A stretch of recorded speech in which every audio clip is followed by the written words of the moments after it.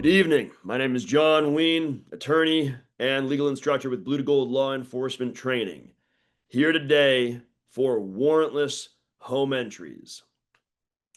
First things first, we got our disclaimers. We wouldn't be attorneys if we didn't have disclaimers. Your laws and your SOPs may be more restrictive. Understand, we teach to a national standard on these webinars. Why? Because we are presenting nationally. When we come to your state, we will have state-specific case law. We will have state-specific examples of what you can and can't do and why. If you work in a state where your state courts interpret your state constitution in a far more restrictive manner, understand, just because the Supreme Court said you can do something does not necessarily mean you can.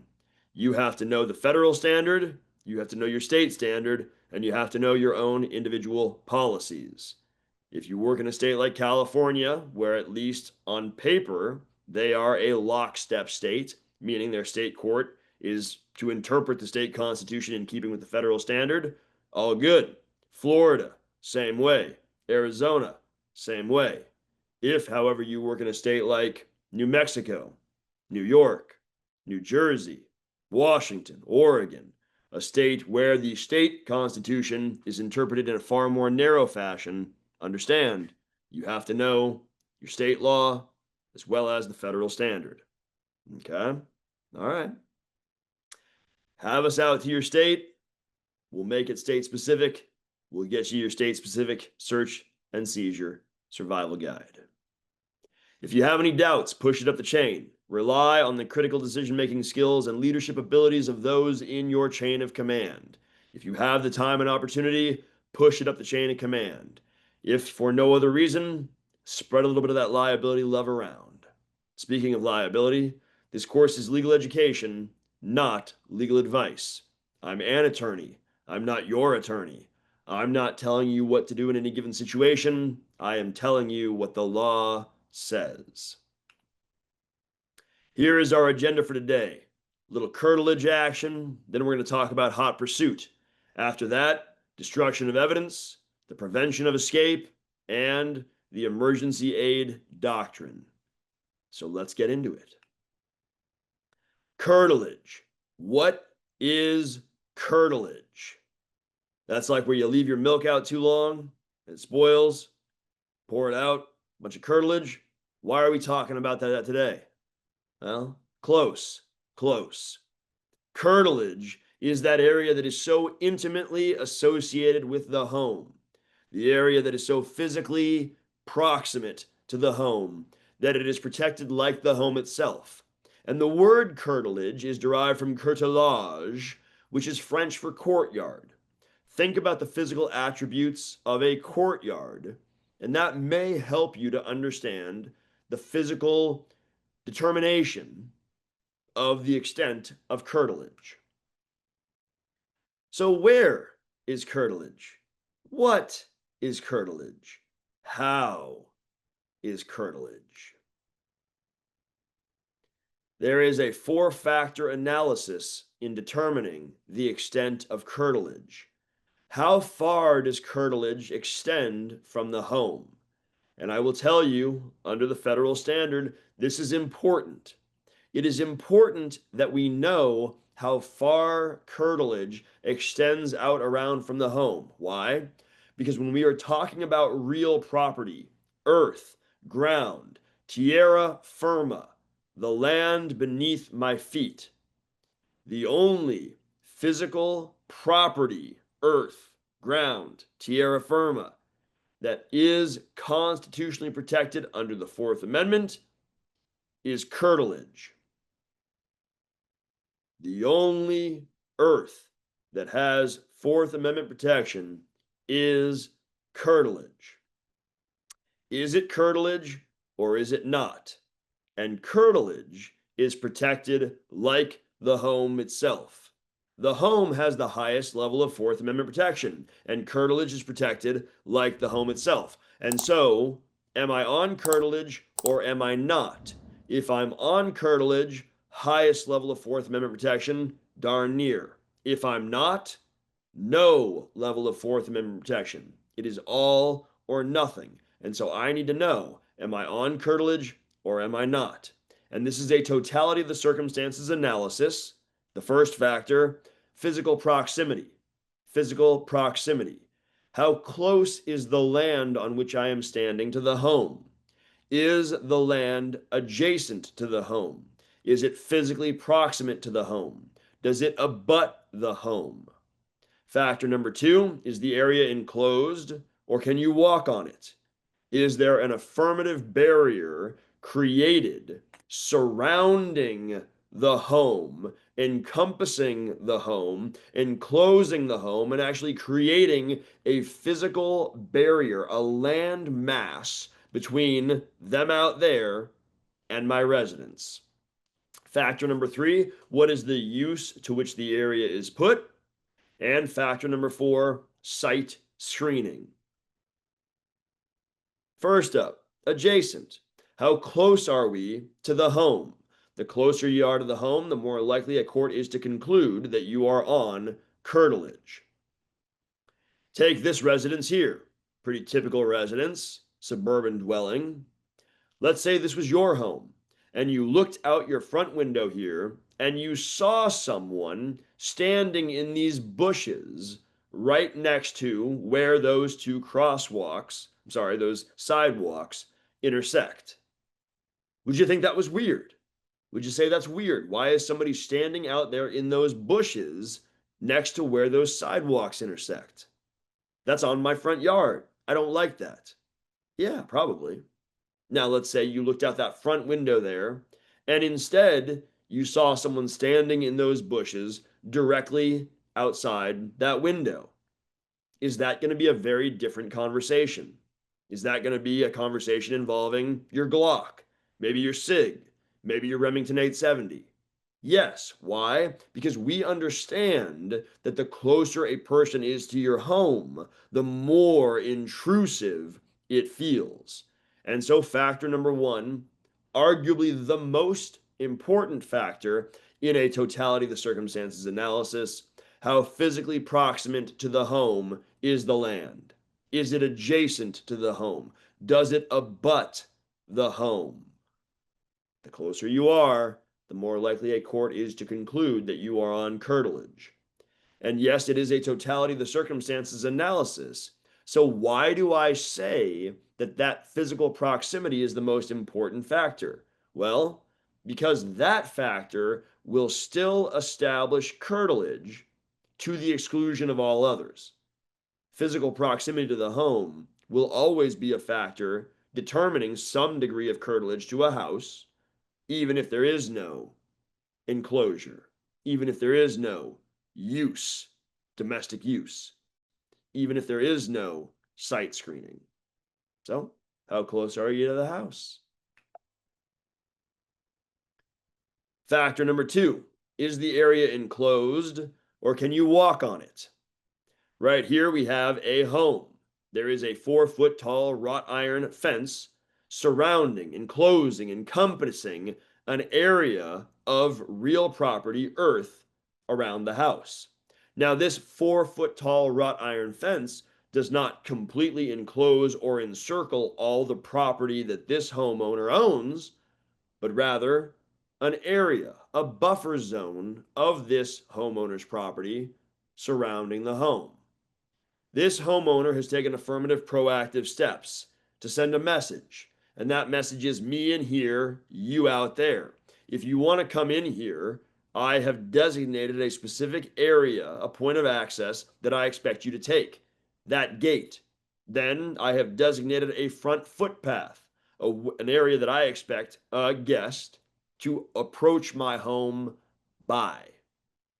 Is the area enclosed or can you walk on it?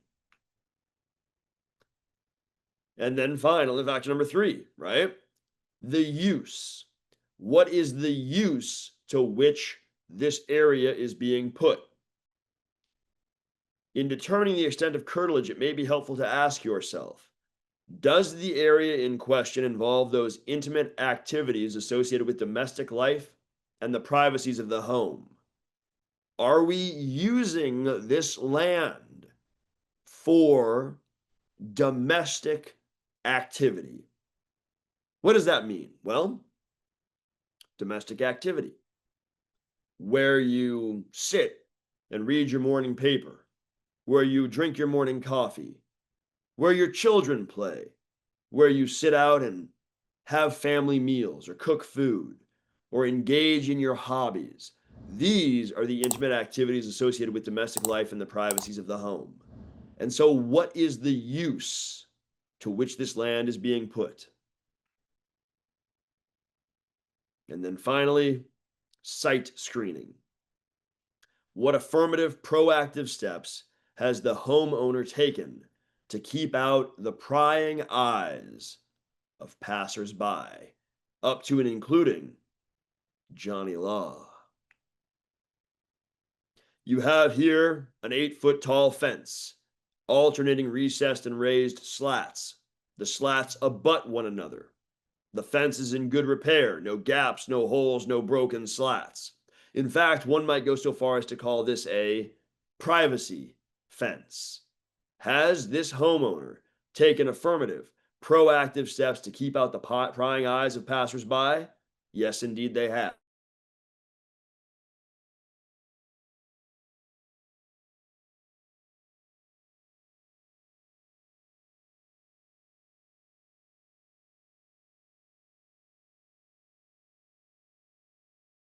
Fun.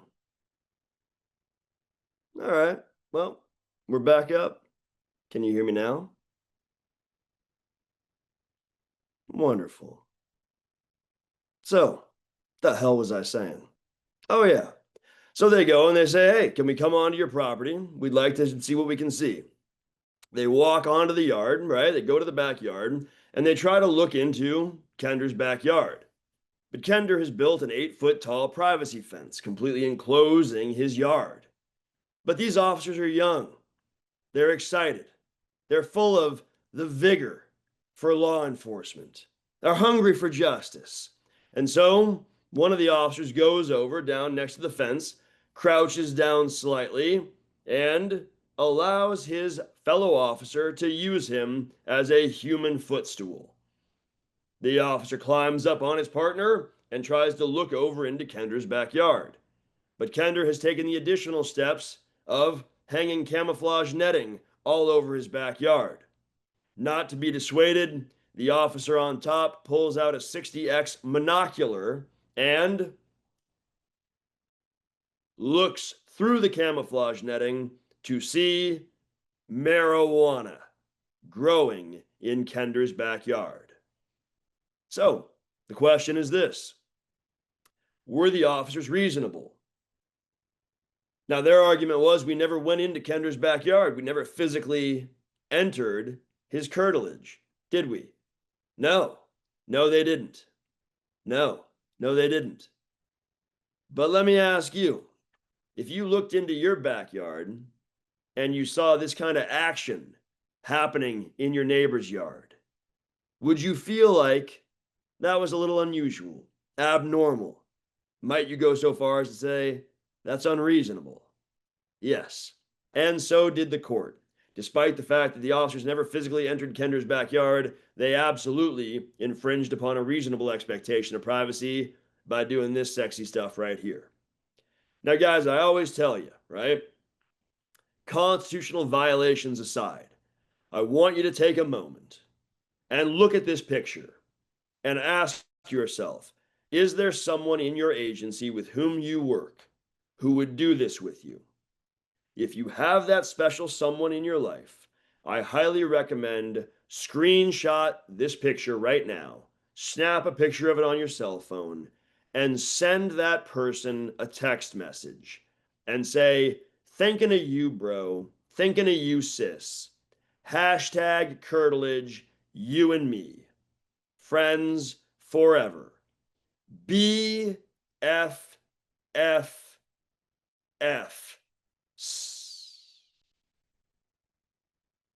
Challenge that relationship, right? Cherish that relationship, guys. They don't come every day.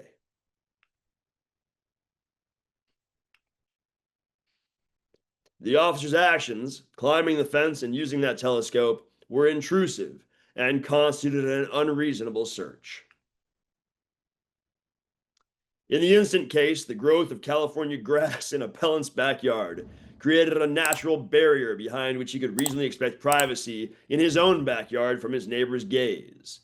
The appellant, by allowing a thick brush of California grass to grow, which effectively prevented observation into that part of the backyard where the marijuana plants were located, exhibited a reasonable expectation of privacy against observations by persons positioned in his neighbor's property, and the reasonableness of that expectation is only reconfirmed by the intrusiveness of the police officer's conduct. California grass. Am I right?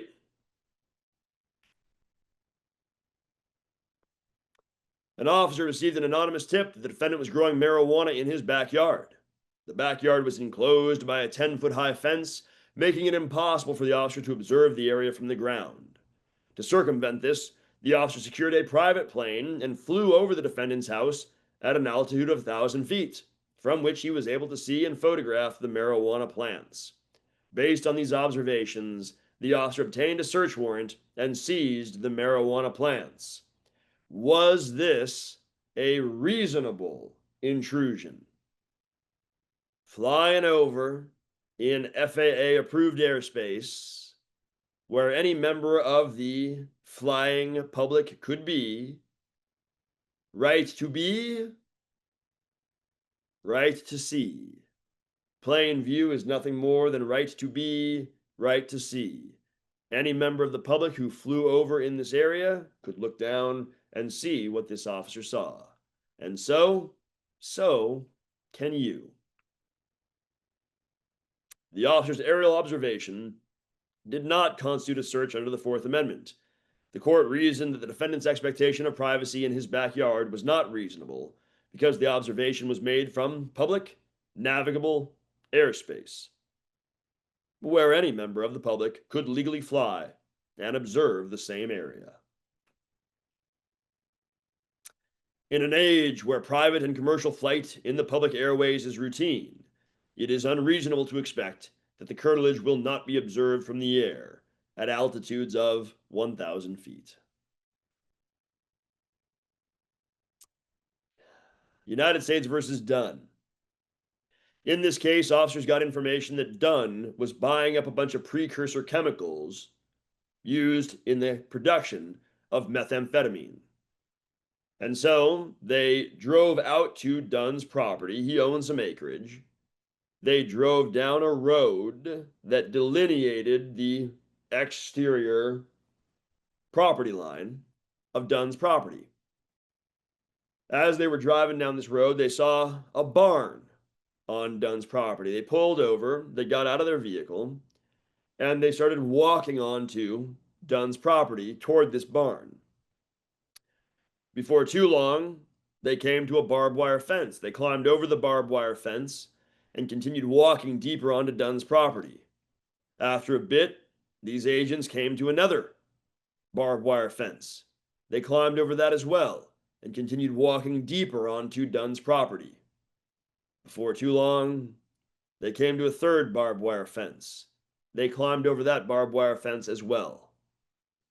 They walked up to the barn. The barn had its barn doors standing open. The DEA agents looked into the barn through some camouflage netting that Dunn had hung up, and they saw a meth lab. Using these observations, they later applied for a search warrant. At no point did they enter the barn. At trial, it was established that Dunn's home was a half a mile to a quarter mile away from this barn. Question: what structures have curtilage? All structures, some structures, or only homes? Only homes have an area extending out around them that are protected, that area that is protected like the home itself. It does not make sense to say my shed has an area extending out around it that is protected like the home itself. That doesn't make sense. So, all domiciles are structures. Not all structures are domiciles. Domiciles have curtilage. Structures do not. And so the question here is, if Dunn's house is a half a mile to a quarter mile away from this barn, what are we standing on? We are standing on open fields. And do open fields have any level of Fourth Amendment protection? No, they do not. So, did the officers have a right to be where they were from a constitutional standpoint? In the eyes of the Fourth Amendment, yes, they had a right to be where they were. They were standing in the green in open fields. Open fields have no constitutional protection, and so they had a right to be. Do they also then have a right to see? Yes, they do. Right to be, right to see. Now, that's difficult for a lot of officers to wrap their minds around. But again, I tell you, the only ground, real property that is protected by the Fourth Amendment is curtilage. One court described open fields and curtilage, that relationship, thusly: curtilage is the exception to the rule that all ground is open fields. Everything is open fields unless it's curtilage. The Fourth Amendment protects four things: people, structures and curtilage, data, and possessions. Person, I know what that is. Structures, I know what those are with the walls and the roof. Data, I got that one figured out. And possessions, yep, I know what those are. So curtilage, curtilage, curtilage, curtilage. In Dunn, had the officers walked into the barn, would that have changed things?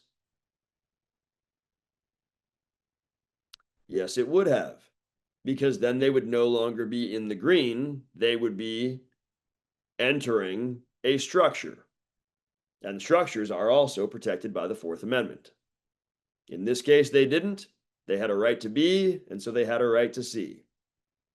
Now, I will tell you guys, this is an area where some state constitutions differ. Texas, under their state constitution, applies curtilage-like protections to non-curtilage areas. Okay? All right.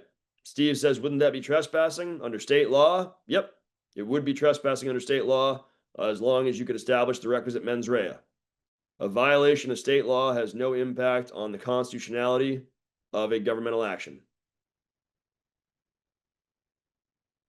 So, Texas, they apply curtilage-like protections to fenced commercial areas under the Texas state constitution. Washington, Oregon, they do as well. Louisiana, interestingly, because Louisiana, New Orleans and the like, they have a lot of controlled access courtyards into multi-family dwellings. And so Louisiana, under the state constitution, applies curtilage-like protections to those areas that are not true curtilage. Tennessee applies curtilage-like protection to fenced farming areas, again, under the state constitution. So keep in mind, what we're talking about here is the Fourth Amendment. Your state constitution may have additional restrictions. The barn and the area around it were not within the curtilage of the house, and therefore, the agent's observations did not violate the Fourth Amendment. The evidence obtained was admissible. The barn was 50 yards from the house's fence and 60 yards from the house itself. That's inaccurate. We believe that curtilage questions should be resolved with particular reference to four factors: the proximity of the area claimed to be curtilage to the home, whether the area is included within an enclosure surrounding the home, the nature of the uses to which the area is put, and the steps taken by the resident to protect the area from observation by people passing by. Site screening. Use. Enclosure. Proximity. So curtilage color codes, guys. From now on, when you walk up to a residence, I no longer want you to see the world in just black and white. I need you to see all the colors of the rainbow. When you walk up to a residence, what is green? Open fields. What is yellow? Right? Limited access. And what is red? Red is dead. Green is good. Larry says, totality of the circumstances, you got it, buddy. 4-factor analysis, totality of the circumstances. Curtilage color codes. Red. Red is dead. If you want to go into the red, you need consent, exigency, urgency, emergency, or a warrant. Yellow. Yellow is that area that is curtilage. However, there exists in our society an implied social license to approach a residence as long as you act in keeping with established social norms, as long as you act in keeping with knock and talk and routine call for service, these well-recognized and narrowly defined exceptions. And then green is good. Green is open fields.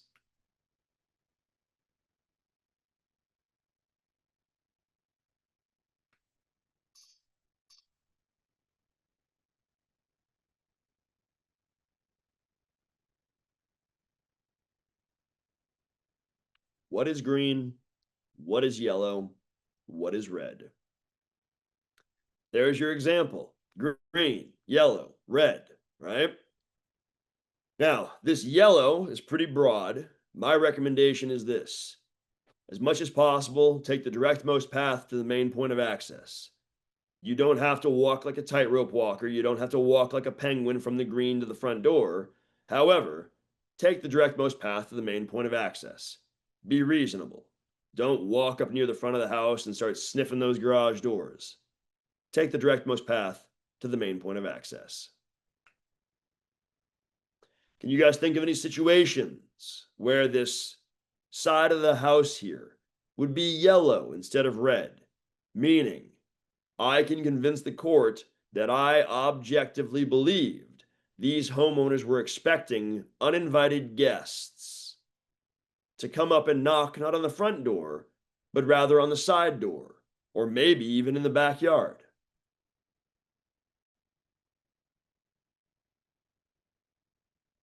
Okay. Victor, I like it. Mother-in-law house. William, I like it. Signage. Yes. Sign that says go to the back. Party in the back. Yard with open gate. All right. Okay. What if I'm doing surveillance on this residence for 2 weeks? And during those 2 weeks, every time somebody comes up to that house, they come up and knock on that side door. Nobody ever knocks on the front door. Is it reasonable for me to walk up and knock on that side door as well? Beautiful. I will tell you, yellow stays yellow only so long as you act in keeping with established social norms. If you want to go up and approach a house at strange hours, hours that are outside those we would consider people are reasonably expecting uninvited guests. If it's outside those hours, the standard is going to be everything is red. Everything requires exigency to access. Now, if under the specific facts and circumstances of your case, you tell me, no, John, no, Judge, this is actually yellow at 3 a.m. Well, that's going to be a lot of articulation. And you say, well, here's the articulation. For a month, I did surveillance on this residence. And for a month, no one approached this house except between the hours of 11 p.m. and 4 a.m. That is the only time anyone walked up and knocked on that door. And so I too walked up and knocked on that door at 11 p.m. The lights were on, the music was bumping, I heard people walking around inside, I saw them, and so it was reasonable for me to conclude that at this hour, despite the fact that it was outside established social norms, nevertheless, in this particular case, I was reasonable to conclude that they would receive uninvited guests at this hour due to my personal observations. All right. So, what color are you standing on here? Spoiler alert, the colors are already up there. You're standing on green. What is the physical proximity to the house? It's a good distance. What is the enclosure? There is none. Now, could this homeowner actually have increased what a court would consider to be curtilage around his house had he taken the affirmative proactive step of building a fence, enclosing, encircling, encompassing an area of land around his home? Sure, presumably he could have. But because he did not, well, all we've got is the four-factor test. There is no enclosure. What is the use of this area near the barn? Is it the intimate activities associated with domestic life and the privacies of the home? No. Storage, implements of husbandry, farm equipment, things of that nature.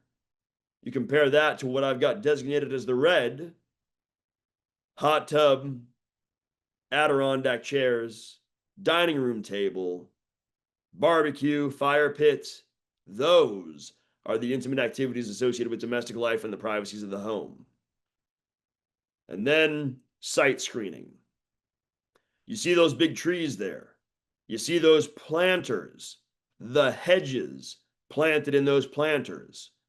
All of those things were put in the location that they were, not to prevent prying eyes from seeing that barn, but rather to prevent the prying eyes of passersby seeing into that house.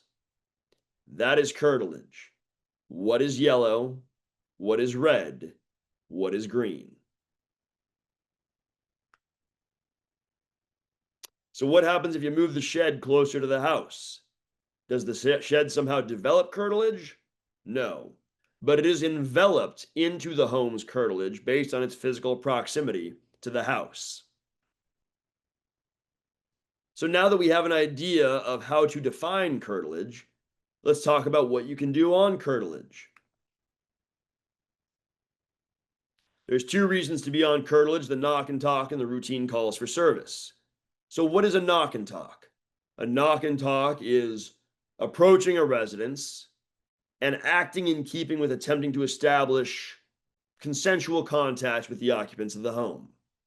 I walk up, I knock on the door, I wait briefly for admittance, and then, absent invitation to linger longer, I turn around and leave. I go up, I knock on the door without a warrant. I make contact with the occupants of the home and I say, hey, this is who I am, this is what I'm doing. I was wondering if you might have some information about this. Any issues in the neighborhood? Anything that I should know? What do I see? What do I smell? What do I hear? Maybe I ask for consent to enter the home. May I come in so we can talk about this with some degree of privacy? Maybe I'm invited in, maybe I'm not. But this is a knock and talk. And when we talk about the knock and talk, we talk about the Girl Scout rule. When you approach a home, staying in that yellow area, if you want the yellow to stay yellow, you need to act in keeping with the Girl Scout rule. When you approach a home and you rely on knock and talk, do no more than what a reasonable, respectful Girl Scout would do. Do not go where a reasonable, respectful Girl Scout would not go. Do not do what a reasonable, respectful Girl Scout would not do. And Kenneth, if you're armed with Thin Mints, I have no doubt you will be far more welcome than if you come with just a badge. Complying with the terms of traditional knock and talk does not require fine-grained legal knowledge. It is generally managed without incident by the nation's Girl Scouts and trick-or-treaters. Florida versus Hardeness is the case that gives us the Girl Scout rule. Notice, it is the Girl Scout rule, not the trick-or-treater rule. Trick-or-treater, little bastards all hopped up on sugar, they will all run all over your place. No. Girl Scouts, reasonable, respectful, just like you guys. In Florida versus Hardeness, officers got information that Hardeness was growing marijuana in his house. And so they decided they were going to go out and they were going to do a knock and talk, see what they could see, smell what they could smell. This is Hardeness's home. What color are we out there on the front sidewalk out front of the house? Beautiful. Green. How about that horseshoe driveway? Yellow. Love it. What about back near that, I don't know, what is that? A Ford Explorer, that green Explorer? Okay. Red. How about over there by those two windows? Red. All right. So in this case, officers walked up, they knocked on the door, there was no answer, so they left. They went and they got a warrant. So what's the problem? Why do we have United States Supreme Court case law on this?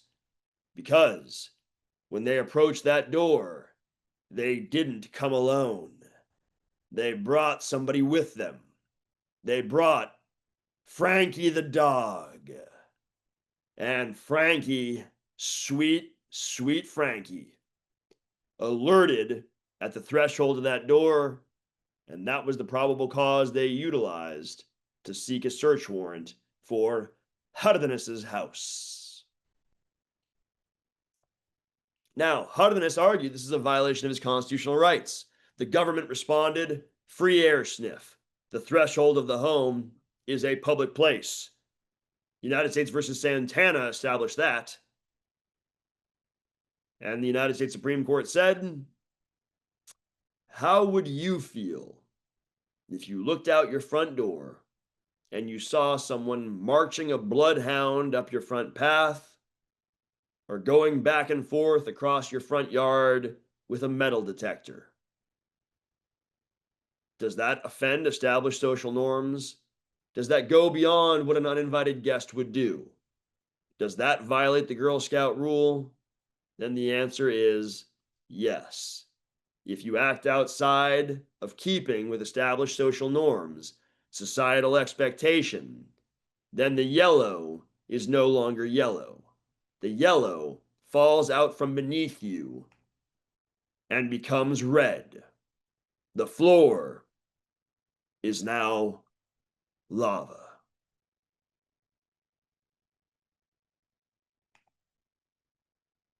The use of a drug-sniffing dog on the defendant's porch constituted a search within the meaning of the Fourth Amendment.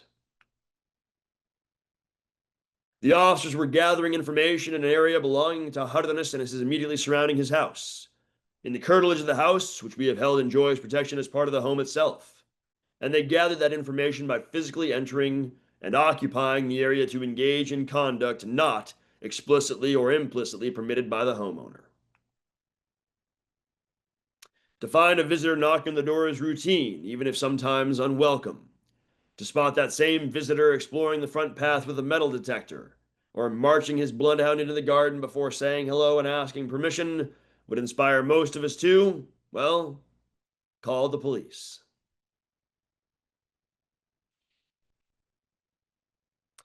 Knock and talk at 5 a.m.? 3 more knock and talks? Nope. Remember, comply with established social norms. Once back in the curtilage, the officers then upped the ante in their attempts to convince French to come out of his home by, among other things, continuing to knock on his front door, locating and knocking on his bedroom window frame, and yelling for him to come out of his home. As such, the officer's behavior was plainly inconsistent with Hardeness, which clearly established that an implicit social license sets the boundaries of what acts officers may engage in within the curtilage of the home, absent exigent circumstances. Officers went to a suspect's home and knocked on his door because they had probable cause he committed strong arm robbery. He stole a skateboard. he ripped a kid's skateboard out of his hand. The officers then proceeded to the suspect's house, identified by their victim. They went up, they knocked on his door. He told the police to leave multiple times, but the police refused. Issue? This is the Brizuela house, right? This is the Brizuela house. The sidewalk here in front of the home. What color are we? Green. Beautiful. How about that front walkway up to the front door? What color is that? Yellow. Love it. How about the front yard? Or that side yard there in front of that big window? Red. All right. And so the officers walk up, they knock on the door. Brizuela comes out of this sliding glass patio door out onto the front porch. There is a gate between the officer standing and knocking on the front door and Brizuela. Hopefully you can see it there in the picture. Brizuela says, "Get off my property." Absent exigency, the only authority that these officers have to be on curtilage, the area that is protected like the home itself, is if they act in keeping with the Girl Scout rule, if they act in keeping with established social norms. If a Girl Scout comes up to your home and knocks on the door and you say, "Get off my property," would the Girl Scout leave? I hope so. If they don't, we've got an issue. And so, when Brizuela told the officers, "Get off my property," he revoked the implied social license. The yellow fell out from beneath them and became red. And the only legal authority you have to stay in the red is if you have consent, not here, a warrant, not here, or exigency, urgency, emergency. And there is no exigency, no urgency, no emergency. And so, legally, the officers should have left curtilage, that area protected like the home itself. But wait, you say, they had probable cause to arrest Brizuela for a violent felony, robbery. And I say to you, Payton versus United States established that the severity of the crime alone will never allow a warrantless, non-consensual entry into the home. Severity of the crime alone does not justify you staying in the red. If you're in the red, you need consent, exigency, urgency, emergency, or a warrant. Otherwise, get off the red and back to the green.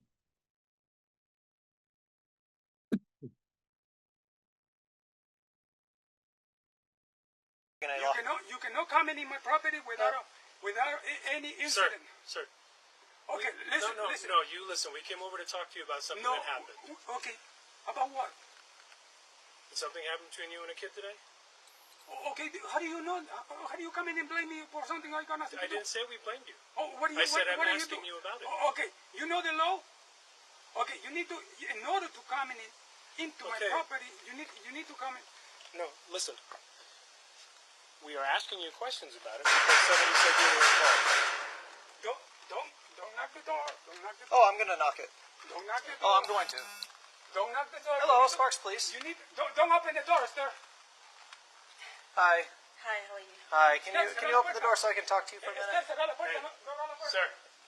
It's probably for your own safety. Hey. Hey. Gun. Gun! Hey! Hey! Put it down! Put it down! Put the gun down! Put the gun down! Put it down! Put the gun down! Put it down! Put the gun down! Down! Put the gun down! The gun Put down! the gun down! Put the gun down! You are a thief. Put the gun Not down! a thief. Sir, put the gun down. Put it down! Go ahead, shoot. Put the gun down! Shoot. 77. Drop the gun! Put the gun down! Put the gun down! Put it down. Move, move, move! One down, one down! Sparks 311, shots fired, one down. Eli, you good? Yes, I'm good. Are you? Okay, I'm good. Sparks 311, shots fired, one male down. Officers are code 4. We have one in the house. Start medics. Bad day? Yep, that's a bad day. Brizuela's front porch, which, as the district court found, led only to Brizuela's front door and patio, not to any other residence, constituted protected curtilage. Qualified immunity denied. Even assuming the officers had probable cause to arrest Brizuela, the record does not demonstrate that any exigent or emergency circumstances existed here, and therefore the officers should have left. In this case, officers got information that Morgan was growing marijuana. There was an established policy with this county that said, when you respond to a residence to conduct a knock and talk, for officer safety reasons, you will establish a perimeter around that house to ensure officer safety on every knock and talk. Enter on the back to ensure that there is no one trying to ambush officers. And so they went to Morgan's residence and they took up that position. One officer went to the backyard and, plain view, into a back window, he saw marijuana grow. Now, James is saying weird policy. I like the policy from an officer, a pro-law enforcement standpoint, right? We want our officers to be safe. We want them to be, preventing ambush. Yeah. But the issue is this. The policy completely disregards the Fourth Amendment. It gives no consideration to Fourth Amendment protection of a citizen's rights, right? Yeah. All bad. But policy tells me to do it. Don't care. Can you shine a flashlight into a garage? Does using a flashlight turn what would otherwise be plain view into a search requiring Fourth Amendment justification? Nope. Using a flashlight falls under the sunlight rule.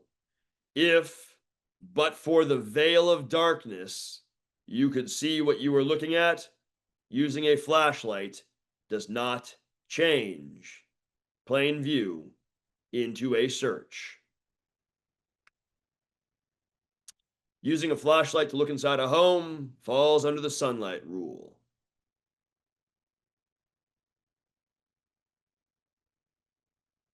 Now, Michael, he says, my old department on warrant arrests, one officer would stand at the back of the property and the other would go knock on the front door. Always felt odd. Warrant arrest. Are you reasonable? Yes. A warrant arrest is in effect a warrant, right? An arrest warrant is in effect two warrants. It is one to make that arrest and also to gain access to a person's residence of record as long as you have reason to believe that they are presently home. And so, if I want to go into the red, what do I need? A warrant, consent, exigency, urgency, emergency. There you go. What if you stood on a chair to see inside the garage?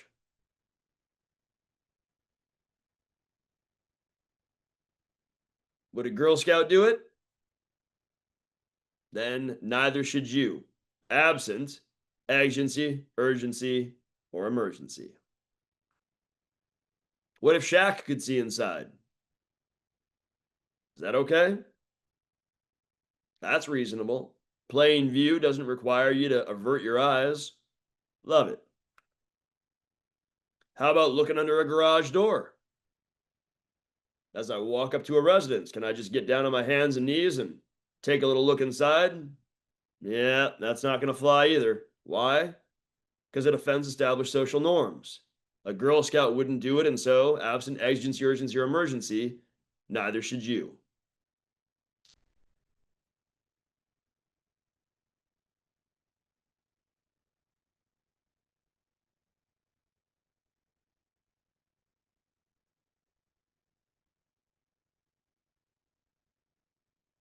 Think the artificial vantage point or the peepin' Tom rule. If you are on curtilage and you start doing stuff that makes you feel like a pervert, chances are that's a search. We take great caution in rendering impermissible the actions of an officer employing only his or her, bare physical faculties. However, the officer did not just sway to one side or the other to observe something. He did not even merely bend over slightly to observe something. He got down on his hands and knees with his head almost touching the ground and looked into the garage.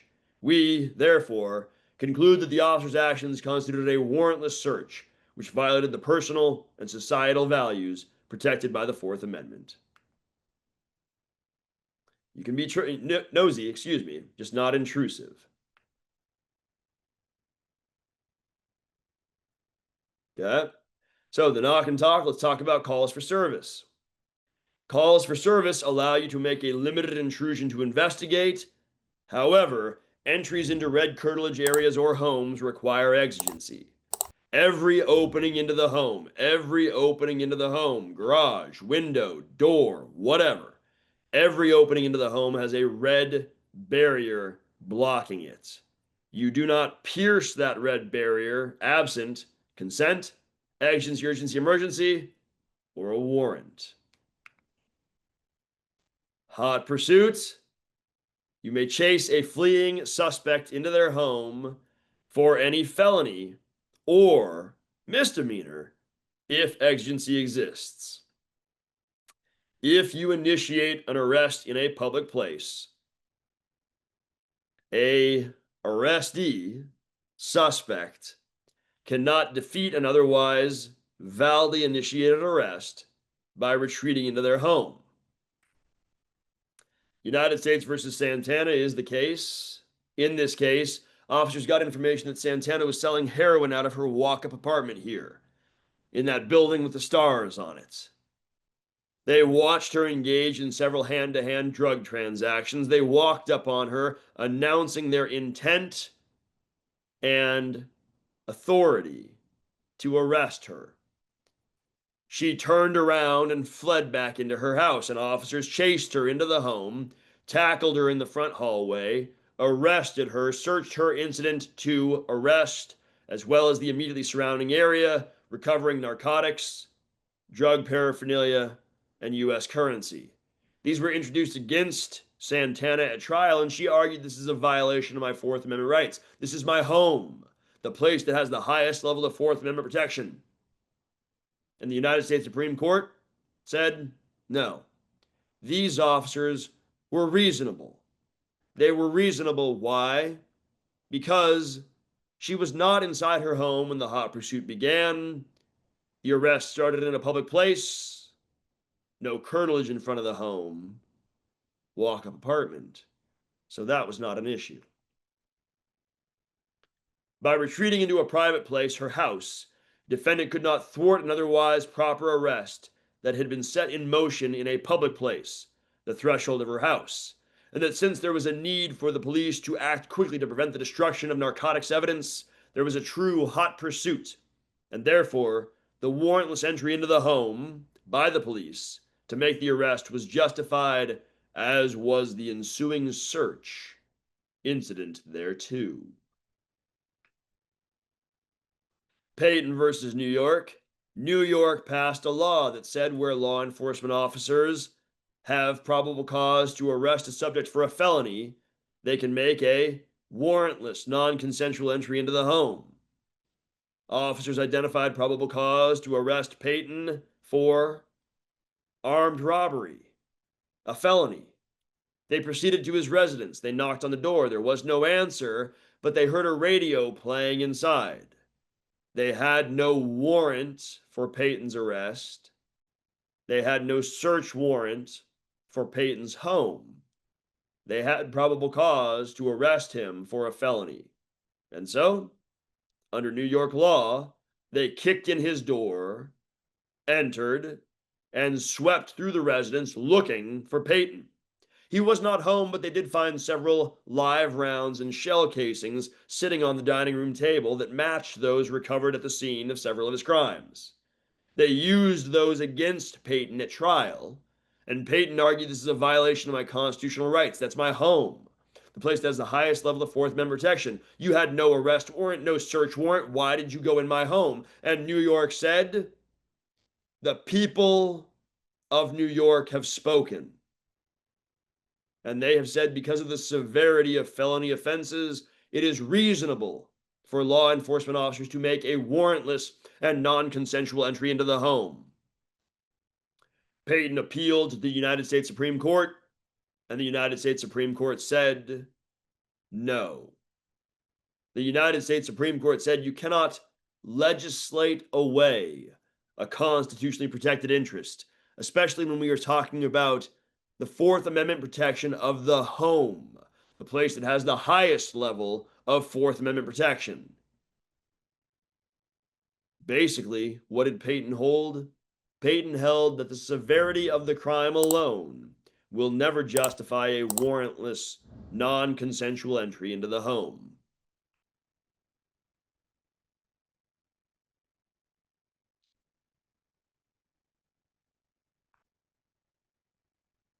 The Fourth Amendment prohibits the police from making a warrantless and non-consensual entry into a suspect's home in order to make a routine felony arrest.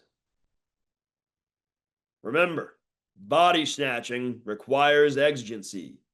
If you want to snatch somebody out of their house, you must articulate exigency. In this case, officers get a call from an early 20s female who advises she's just been assaulted by her neighbor. Officers respond to the apartment complex. They knock on the door, they make contact with her. She has an apparently broken nose, heavy bleeding from her face. She explains, hey, this old drunk who lives next door to me in the apartment next door. He's always calling the police, always complaining about how much noise we're making. Tonight he came over, he banged on my door so hard I thought he was going to break the door open. I opened the door and he's standing there in nothing but his underwear. His hair is all wild. I smell the booze coming off of him. And I say, what are you doing? And he says, you guys are making so much noise, I can't stand it. It's driving me crazy. Stop it. And I say, leave me alone. Get away from my house. At which point, he steps into my apartment and hits me in the face. And I think he broke my nose. What crimes is she alleging? James says burglary, unlawful entry with the intent to commit a crime, assault, felony. Okay. Arizona, entry unlawfully with the intent to commit the theft or felony therein. Many states, entering unlawfully with the intent to commit a crime therein. I love those. Yeah, any crime. So, is your prosecutor going to go with aggravated assault or aggravated battery for broken cartilage? Maybe they will, maybe they won't. You tell me. So I've got either aggravated assault, aggravated battery, whatever you call it in your state, simple assault, whatever you call it in your state, and or burglary.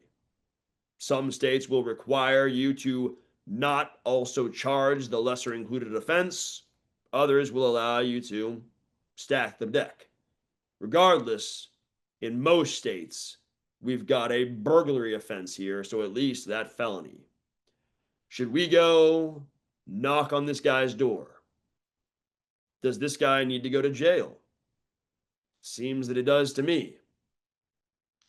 If I go and I knock on this guy's door, and he answers and he tells me, screw you, copper, I ain't telling you nothing, do I have probable cause to arrest him? Physical injury? Injury consistent with her story? All right, let's go knock on his door.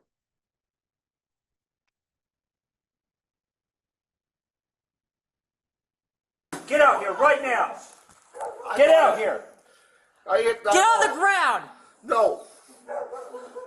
They hit that wall so hard, I thought they were going to come through the wall. Put your gun on. Put your gun on. Okay.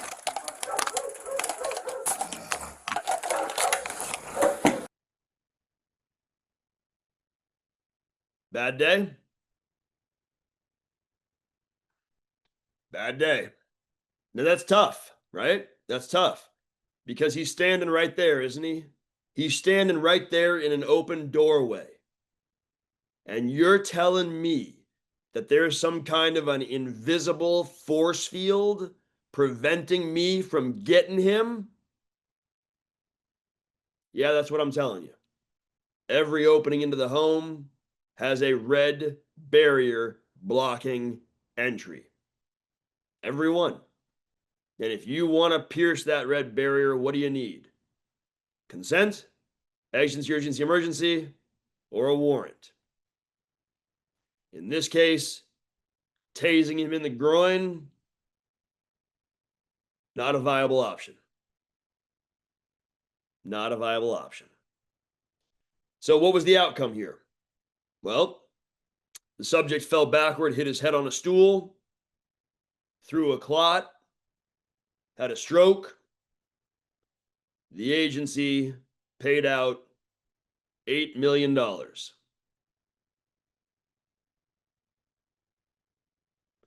The primary officer was criminally charged. Tell me, what was he criminally charged with?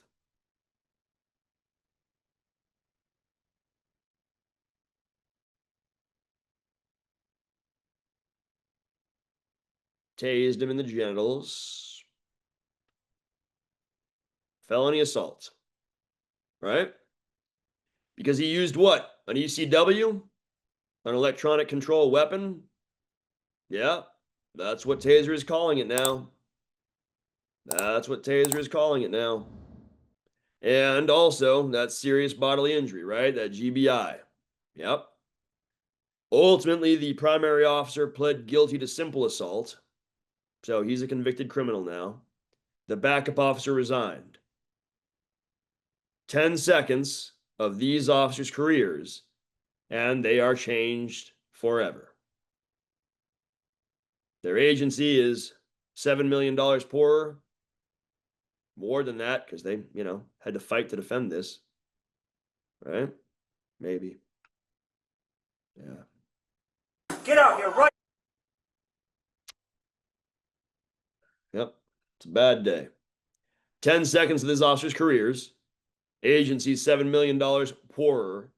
This man, if you believe his attorneys, his quality of life has changed forever. He went from being a fully functioning member of society to now needing 24-hour-a-day care for the rest of his life. Primary officer is a convicted criminal. Backup officer resigned.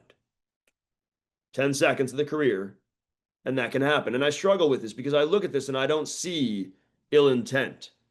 I don't see ill intent. I see hesitation. I see uncertainty. I see a lack of training. That Daniel says if they'd asked to come in and given consent, all good. Well, that's the question, Daniel. If we can't do this, if I can't tase him in the groin, and then make an entry in there, what can I do? Can I get a warrant? Yep. Can I ask him, hey, can you step out into the hallway so we can talk about this? Can I ask him, I don't want to put your business out here in front of all your neighbors. Can I come in? We can talk about this. I can get your side of the story. In a conversational tone, I asked, and he responded, yeah, come on in. Am I past that red barrier? Reasonably? There you go. Charles, it wasn't a warrior spear thing. It was a Maori war club.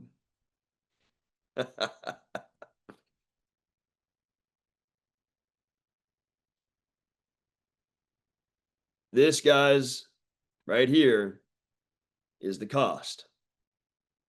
Lack of training. We have expressly refused to read Santana as allowing physical entry past Peyton's firm line without a warrant or an exigency. Santana's description of the doorway of a house as a public place, we have said, shouldn't be misinterpreted to mean that officers have a right to enter and arrest anyone standing in an open doorway without a warrant. Body snatching requires exigency. Misdemeanor hot pursuit requires exigency. Prior to 2021, there was a circuit split. Is the severity of the crime a factor in a hot pursuit analysis? Lang versus California established, yes, severity of the crime is a factor in a hot pursuit analysis. Felony hot pursuit into the home. If all you have is misdemeanor offenses, if you want to make a warrantless, non-consensual hot pursuit entry into the home, you must articulate a misdemeanor plus standard. Misdemeanor plus some form of exigency. Misdemeanor alone, not enough.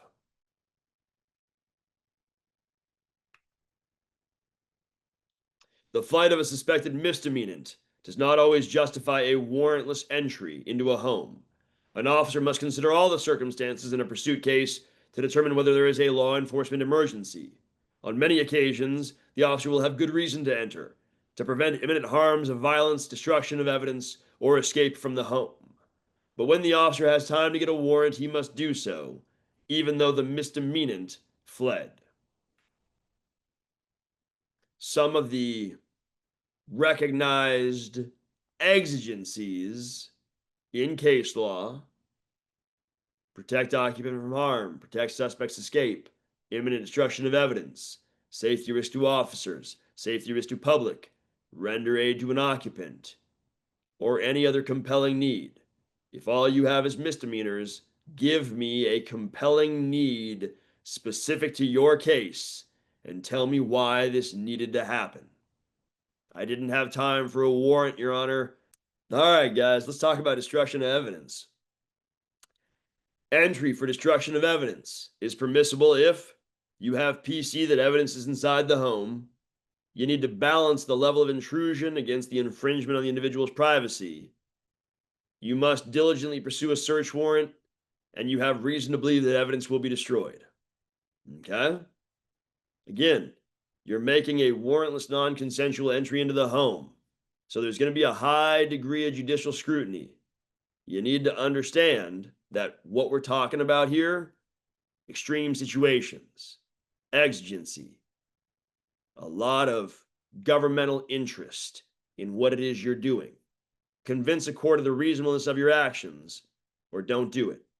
Fair enough? Fair enough. Okay?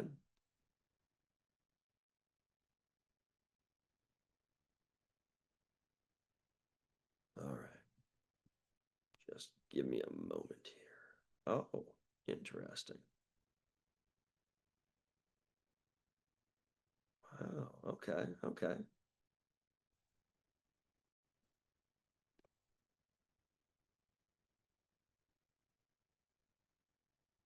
Now, I want to touch on emergency aid, guys, because that's important to me, right? That's important to me. And I think that's what you guys are going to be dealing with most often. So I don't want to shortchange you, but I also understand we got places to be.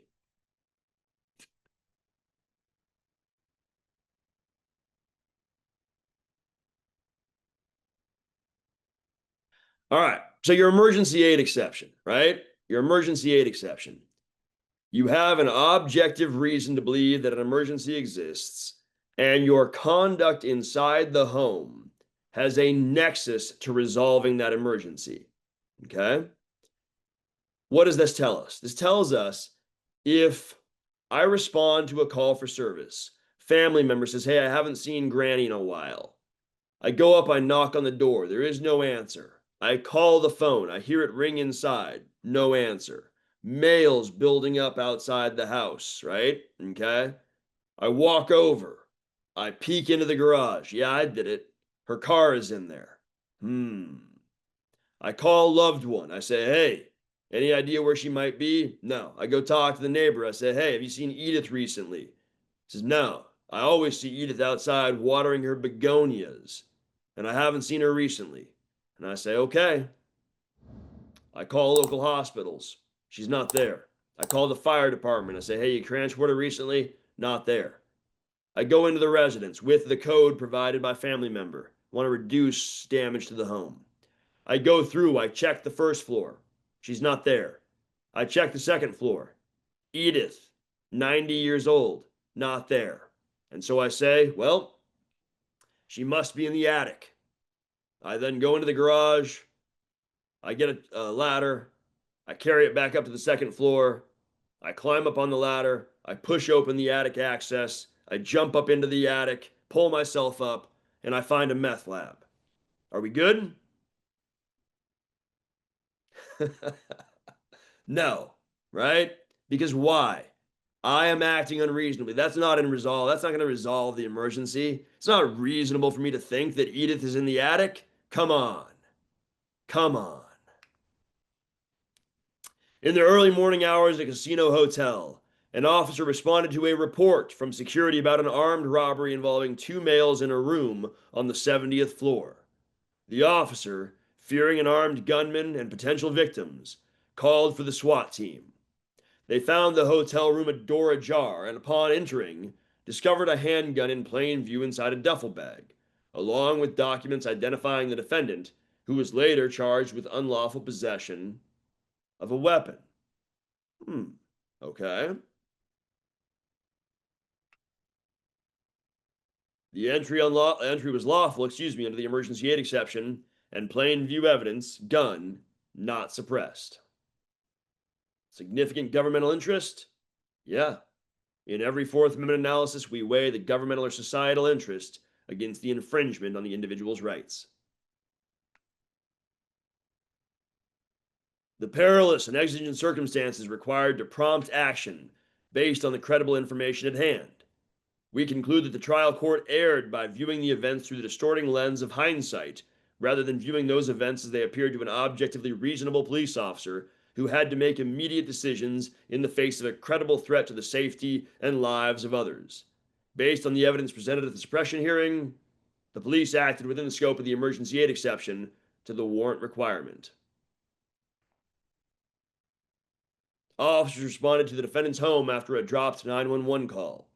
The defendant denied making the call and claimed to be alone, despite 3 vehicles in the driveway and an abrasion on his knuckle. The defendant became increasingly agitated and refused the officer's request to enter the home.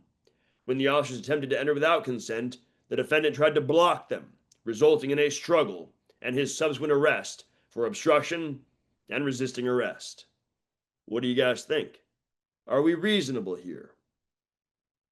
Now, I will tell you guys, this case is a great example of the importance of articulation. A great example of the importance of articulation. Because is it accurate to say, I looked down and saw that he had cuts on his hand? Sure, that's accurate, but that's the amateur leagues.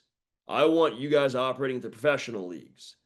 And a professional does what? A professional articulates effectively. And so the officer in this case said, I looked down and I saw that he had fresh cuts on his knuckle and it was actively bleeding. I asked him, what happened to your hand? He looked down at his hand, looked up at me, and said, I cut it earlier gardening. I looked at him and I said, sir, you're lying. That cut is fresh. It's actively bleeding. And your rose bushes look like crap. We're coming in. That is great articulation. Entry lawful under the emergency aid exception, great articulation.